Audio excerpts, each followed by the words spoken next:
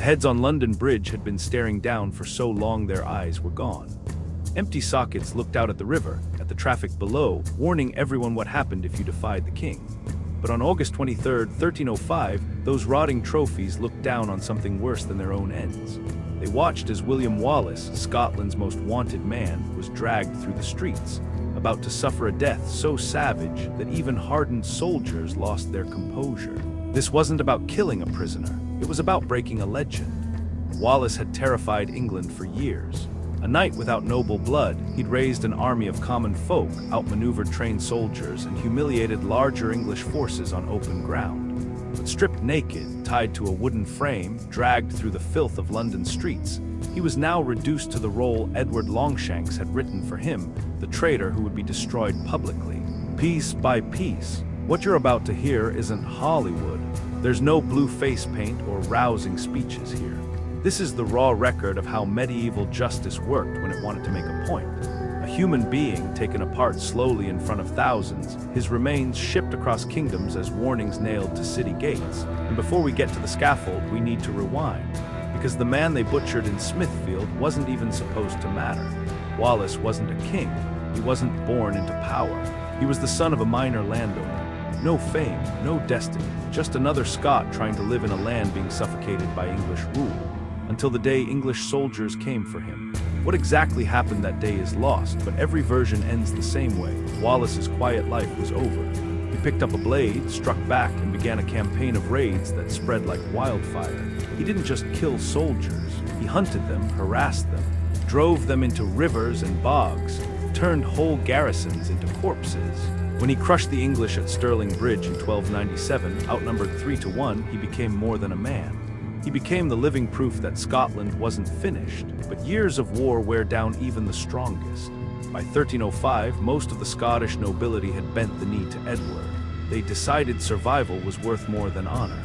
Wallace never bent, and that made him dangerous, not just to Edward, but to every Scot who had already chosen compromise. His very existence exposed their cowardice. The king put a price on his head, £30 sterling, a fortune. Informants lurked everywhere. A tavern keeper, a passing priest, even a servant could be an English spy. In the end, betrayal came from close to home. Sir John Menteith, a fellow Scot who had submitted to Edward, orchestrated the trap. On August 5th, near Glasgow, Wallace walked into an ambush. Imagine that moment. You're exhausted, you finally think you're safe among men you trust, then swords come out. And some of those faces you recognize. The record doesn't tell us if Wallace fought back, but he was taken alive. That choice or that surprise sealed his fate. The journey south was its own punishment. The man English soldiers once fled from was now dragged in chains, paraded through towns inside an iron cage. Crowds spat, children threw stones, men shouted threats. To them he wasn't a warrior, he was the monster from the stories their lords told. But Wallace knew the truth. He knew exactly what English law meant for traitors, and Edward knew exactly how to weaponize that fear.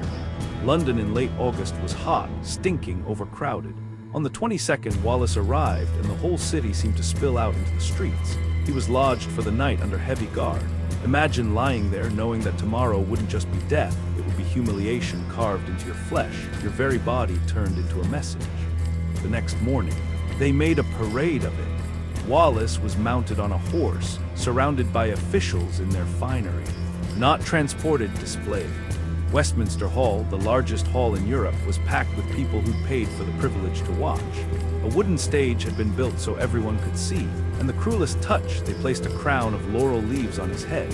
Edward's propaganda machine had claimed Wallace wanted to be King of Scotland. So here he was, mocked with a crown turned into a parody of ambition. The charges read out were long: treason, murder, robbery, arson. They accused him of slaughtering men, women, children, monks, even nuns. It painted him as a monster, the kind whose death wasn't just justice but necessity. But here's the twist. Legally, Wallace couldn't be guilty of treason. He had never sworn allegiance to Edward. He owed the English king nothing. And Wallace said as much in the only words he was allowed to speak. I could not be a traitor, for I owe him no allegiance. Defiant, honest, and meaningless. The court ignored him. The sentence had already been decided. He would be dragged naked through the streets of London. He would be hanged, cut down alive, his genitals severed, his body disemboweled, his entrails burned before his eyes. Then he would be beheaded and quartered, his limbs sent to towns across Britain. That afternoon it began.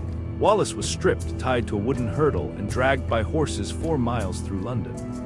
The route was chosen carefully, winding through crowded districts so as many people as possible could watch. His body scraped across cobblestones, tearing skin, then muscle. A trail of blood marked the road. Crowds jeered, pelted him with filth, but some watched in silence as this man, still conscious, still murmuring prayers, was ground into raw meat. At Smithfield, the city's execution ground, the atmosphere was like a festival. Vendors sold food, families brought children. Wooden stands were built for the wealthy, and in the center, a scaffold high enough for all to see. The hanging came first. Wallace was strung up by the neck, not high enough to break it, just enough to strangle.